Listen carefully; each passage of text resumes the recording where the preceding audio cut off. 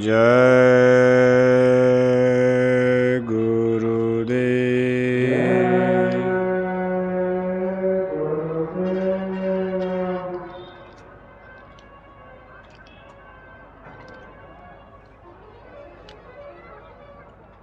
परम पूज्य स्वामी जी महाराज, वक्त के सद्गुरु पूज्य हुजूर महाराज जी होली सत्संग समारोह के अवसर पर संपन्न हो रहे इस आध्यात्मिक सत्संग समारोह में भाग ले रहे सभी सम्मानित सत्संग धर्म प्रेमी भाई बहनों, प्यारे बच्चों,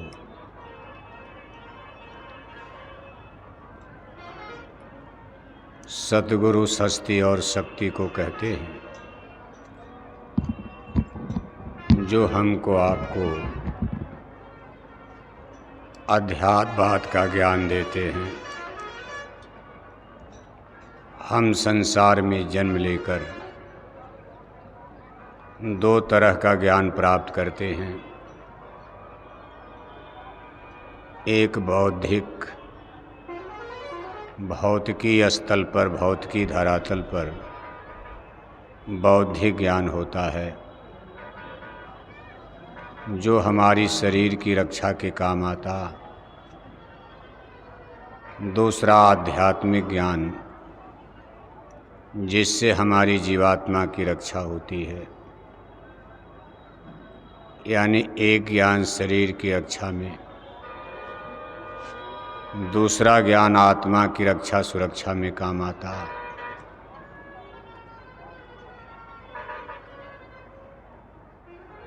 भौतिक ज्ञान प्राप्त करने के लिए हम आप स्कूल कॉलेज में कितने टीचर, ट्यूटर, मास्टर, इसी तरह से आध्यात्मिक ज्ञान प्राप्त करने के लिए भी हमको किसी मास्टर की, मार्गदर्शक की आवश्यकता होती है। भौतिकी धरातल पर ज्ञान देने वाले, जिनसे बौद्धिक ज्ञान प्राप्त होता है, इनको सद्गुरु नहीं कहा जाता, लेकिन अध्यात्मवाद का शाश्वत सनातन ज्ञान बोध जिनके द्वारा हमको आपको प्राप्त होता है, उनको सतगुरु, the great master of the spiritualism में अनेक नामों से जाना जाता है। इनको संत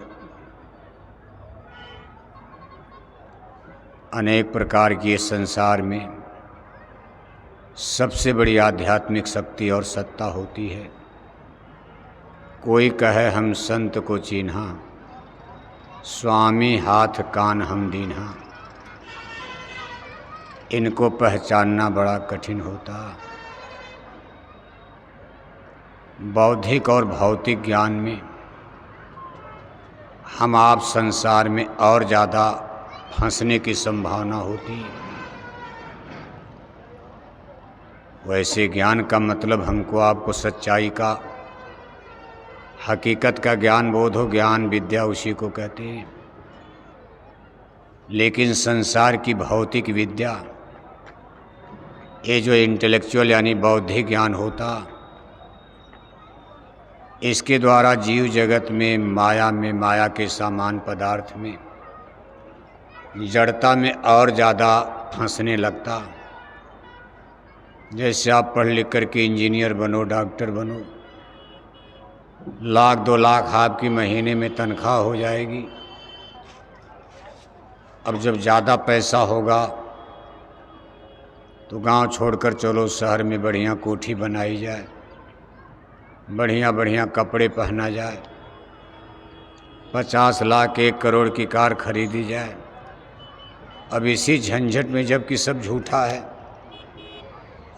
अब ये सब तो शरीर की रक्षा के संसाधन, सामान, पदार्थ हैं, लेकिन इसका जितना विस्तार होने लगता उतना हमारा आपका उलझाव इसमें फंसाव बढ़ता चला जाता।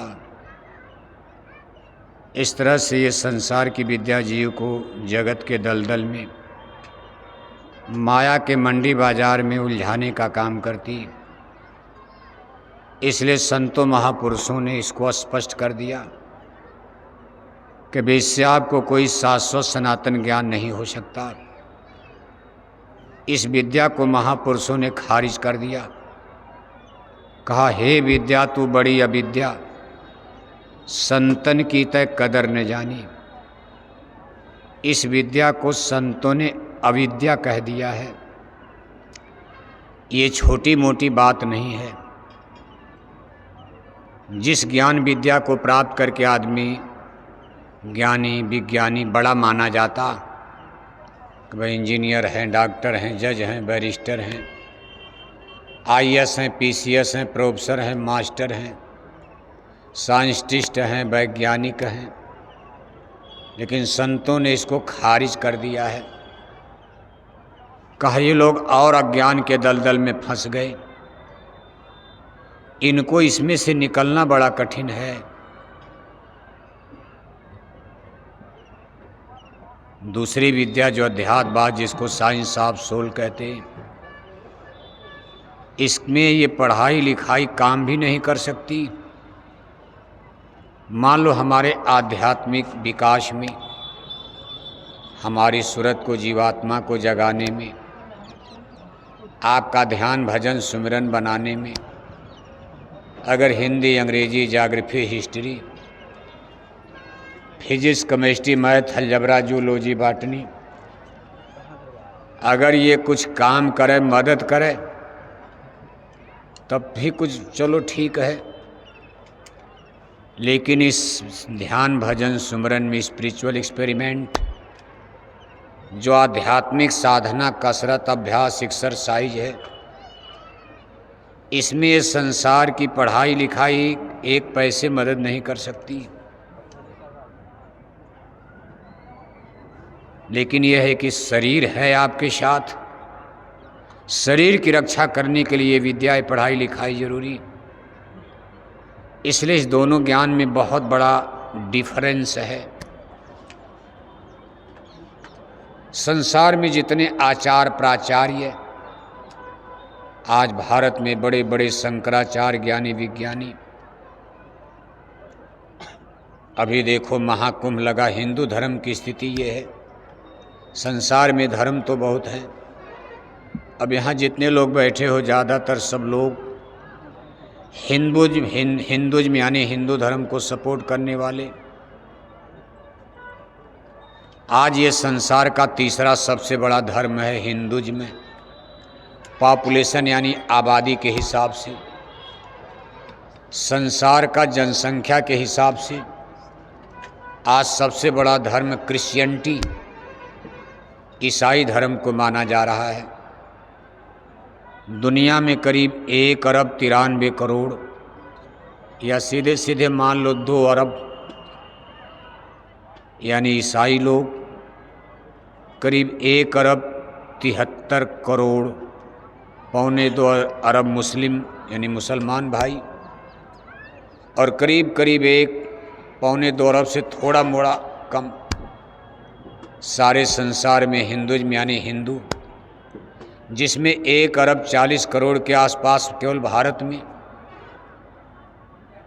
2.5-3 करोड़ आपके पड़ोस में नेपाल में रहते हैं और दुनिया के देशों में। लेकिन हिंदुओं का केवल 2 देश है, मुसलमानों का दुनिया में 57 देश, ईसाइयों का दुनिया में 51 देश, हिंदुओं का पूरे संसार में केवल 2 देश है, भारत और एक हिमालय में बसा हुआ छोटा देश नेपाल, जिसकी कुल आबादी करीब 3 करोड़ है।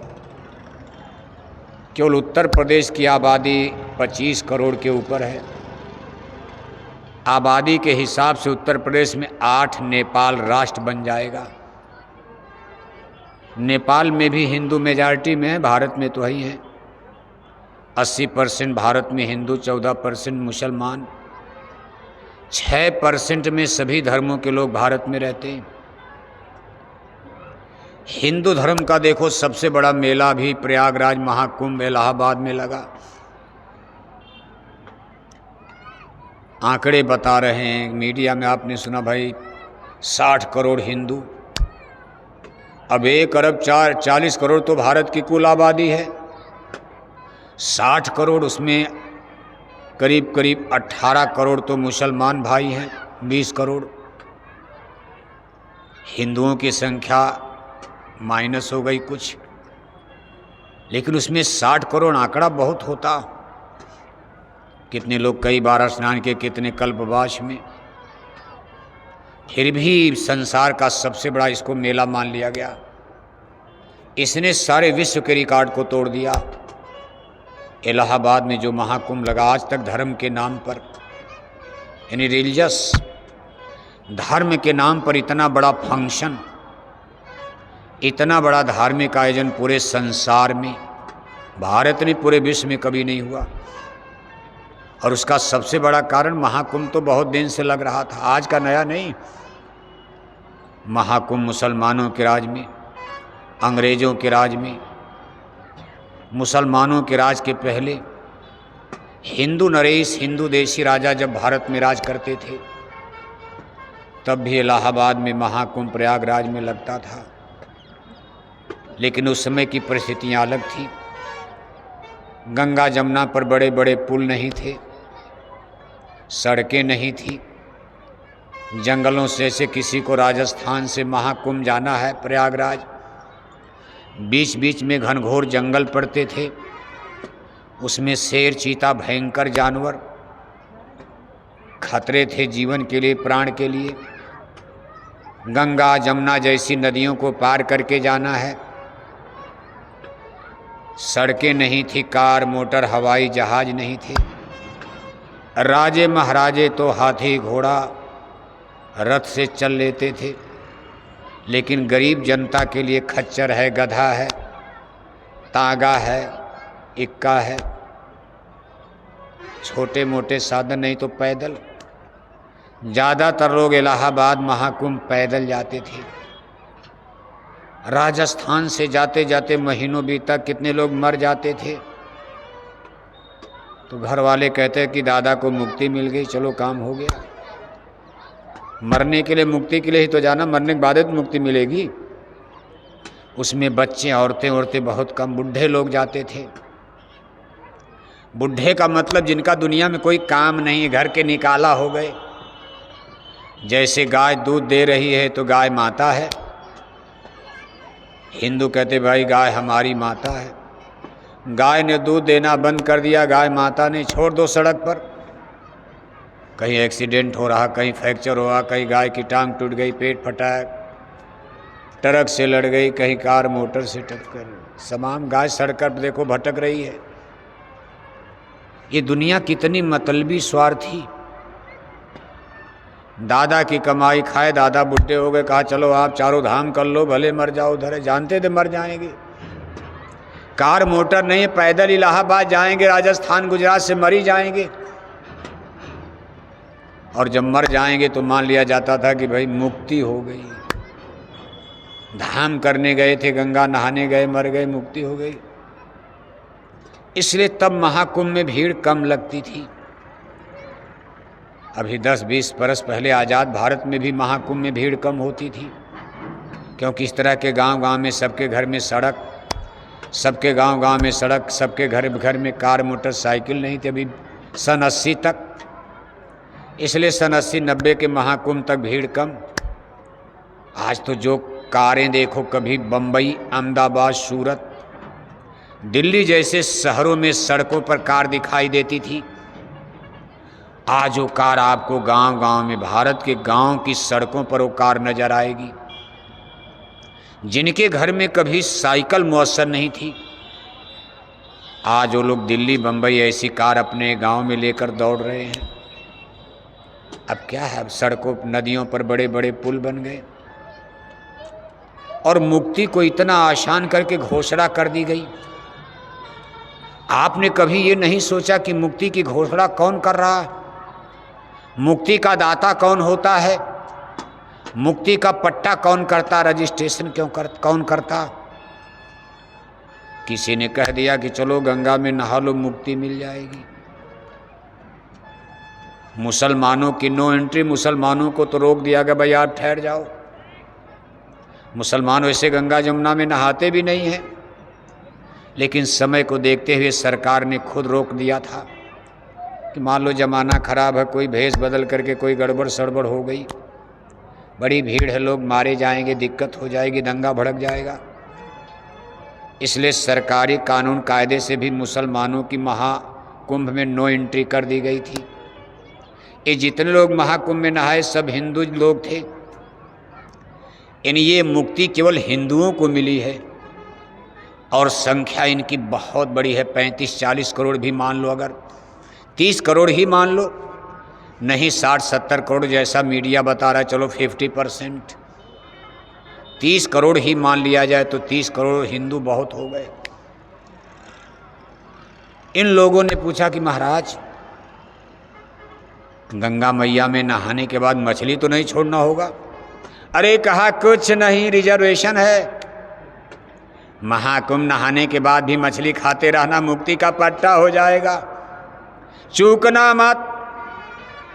ये महाकुंभ अब 144 साल के बाद मौका मिलेगा, ये भी कह दिया गया। धर्म ग्रंथों का इसके लिए प्रमाण दिया गया। जनता ने कहा 144 साल के बाद कौन बचेगा भारत में? 100 बरस तो ज़्यादा से ज़्यादा अधिकतम उम्र होती है। ये मुक्ति जो बंटने का समय आया है, अब 144 साल के बाद आएगा अवसर, बड़ा गोल्डन टाइम, सुनहला मौका है। 144 साल के बाद जो बच्चा आज जन्म लेगा वो भी नहीं जिंदा रहेगा। इसलिए सारी जनता ने कहा बाबा चलो 10-20 हज़ार भले कर्जा हो जाए, 50,000 1 लाख कर्जा हो जाए, महाकुंभ चला जाएगा। पैदल जाना नहीं है, 25 लाख की घर में कार खड़ी है। जब दादा दादी चलने लगे तो छोटे छोटे बच्चों ने कहा बाबा हम भी देखना चाहते, उनको तो मेला देखना, बच्चों को मुक्ति का सत्संग का क्या मतलब है? कार में बैठ के जाना, जिसके पैर में गठिया है, बात है। उन्होंने कहा भाई कार में चलना है, चलो हम भी चलते हैं। कोई पैदल तो जाना नहीं है, 50% तो बुढ़े लोग गठियाबाद के मरीज पैदल। यहाँ सत्संग मेला में सत्संग स्थान पर आ नहीं पा रहे हो आप। मथुरा से इलाहाबाद पैदल कोई बुढ़ा आदमी आज के बाद 60 बरस के बाद जा पाएगा? सब लोग कमर के टेढ़े, पैर के टेढ़े, लंगड़े लूजे, सब दर्द कर रहा घुटना पैर। चूँकि कार में बैठ कर जाना है, कोई दिक्कत नहीं, घर में पैसा भी भगवान ने दे दिया। सारी जनता उधर, मुक्ति इतनी आसान कर दिया। कहा महाराज महाकुंभ नहाने के बाद मछली छोड़ने की शर्त नहीं है, छोड़ दो तो छोड़ दो, नहीं छोड़ो तब भी कोई बात नहीं, मुक्ति सबको मिलेगी। मछली खाने वाले को भी मुक्ति, मछली न खाने वाले को भी मुक्ति, बस जो भी गंगा मैया में स्नान कर लेगा सबको मुक्ति मिल जाएगी। अब बताओ इतना सस्ता मुक्ति कर दोगे तो कौन पीछे रहेगा? तमाम जनता ने झोंक दिया। लखनऊ के सब मिनिस्टर भी चले गए, रे कहा हम भी अवसर ले लें। सारी कैबिनेट जाकर कुंभ में नहा लिया। दिल्ली के लोगों ने सोचा हम पिछड़ न जाएं, दिल्ली से भी जाकर के 10-10, 20-20 कार लेकर इतनी गाड़ी मोटर, इतना जमघट लगा दिया, इतनी भीड़ मचा दिया, ट्रैफिक जाम कर दिया। जब इतनी सस्ती मुक्ति कर दोगे तो ये हालात तो हो ही जाएगा। और वहाँ हैं कौन लोग? 40 दिन तक भारत के 4 शंकराचार्य डटे रहे। शंकराचार्य का मतलब समझते हो? हिंदुइज्म में हिंदू धर्म के सबसे बड़े धर्म गुरु को, जो सबसे सुपर पोस्ट है गुरु की गद्दी पर, हिंदू धर्म का, मुसलमानों का नहीं, इनको शंकराचार्य कहा जाता है। जगत गुरु आदि गुरु शंकराचार्य एक थे। सैकड़ों बरस पहले उन्होंने भारत में, दक्षिण भारत में जन्म लिया था। इन्होंने भारत की धर्म संस्कृति की सुरक्षा के लिए, तब कार मोटर इस तरह से तो था नहीं, 4 पीठ बनाया था।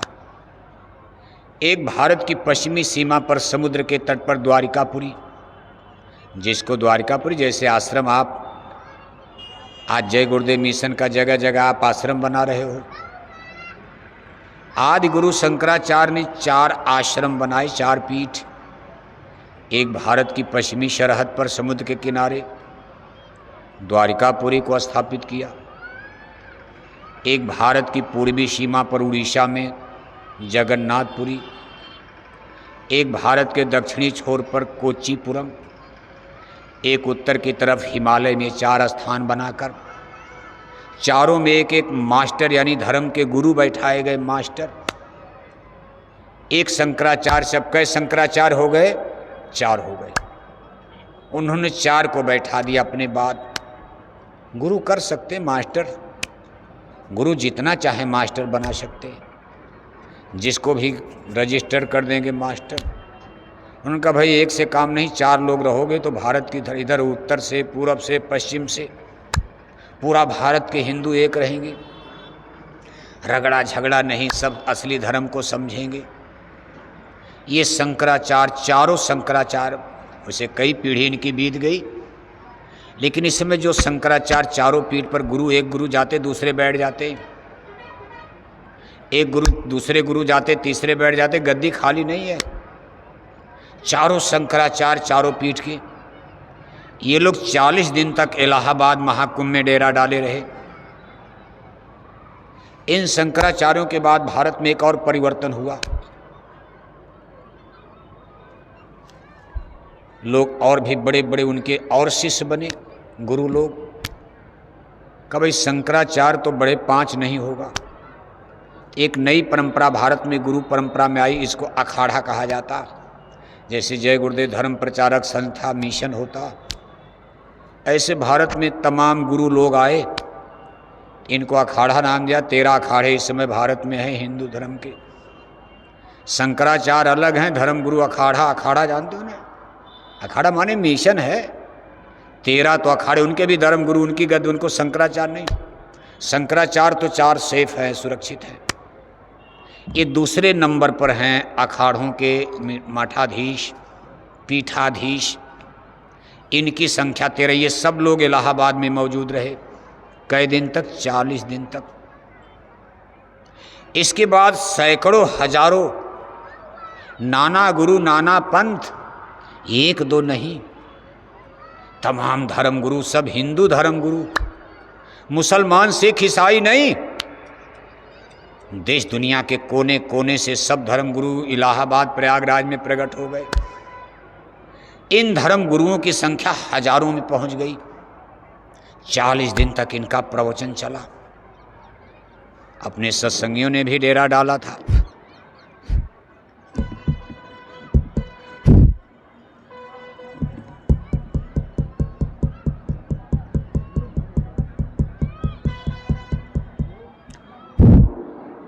अपने जय गुरुदेव मिशन का भी डेरा तंबू पड़ा था, पर्चे उर्चे शाकाहारी धर्म का प्रचार वहाँ अपना भी चला। लेकिन इतने बड़े बड़े धर्म गुरु, यानी पूरे हिंदू धर्म का दर्शन 40 दिन तक लोग, दुनिया ने इलाहाबाद में कर लिया। ऐसे ऐसे गुरु आपके सामने आए जिनके गले में मानव मुंड, आदमी की खोपड़ी लटक रही है। आपने मोबाइल में, मीडिया में देखा, गले में आदमी की खोपड़ी है, वो भी हिंदू धर्म गुरु हैं। पूछा गया महाराज ये कहाँ? कहा हिमालय से आए हैं। कहा ये लोग केवल साल भर में महाकुंभ में आते हैं, दर्शन देते, फिर हिमालय में चले जाते हैं। कहा गले में खोपड़ी क्यों लटकाए हैं? अरे कहा ये लोग